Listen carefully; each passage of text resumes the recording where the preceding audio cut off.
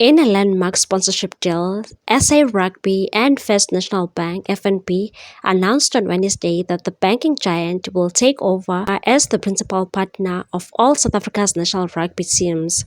This agreement sees FNB's logo move to the front of all team jerseys, replacing telecommunications company MTN. The new partnership extends beyond the Springboks, with FNB's branding now set to feature prominently on the men's and women's 7 teams, as well as all junior national teams.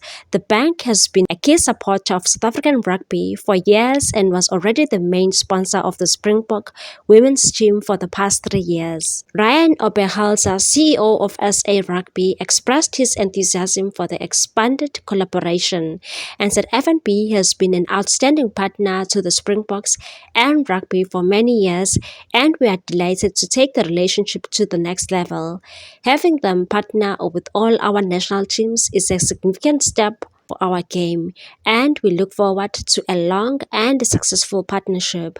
The transition follows MTN's decision to step away from an 8-year association with the SA Rugby. According to reports from Afrikaans publication Report, MTN was eager to continue their sponsorship but was ultimately outbid by FNB's lucrative offer.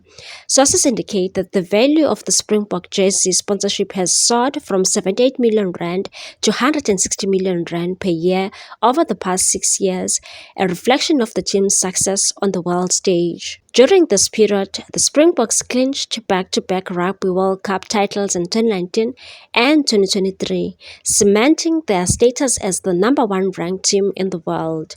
Fans will get their first look at the newly branded Springbok jersey on 5 July once South Africa takes on Italy in Pretoria. The rollout of the FNB logo across all national teams is expected to be completed in the coming weeks. Please like, comment, share, and subscribe for more sports news.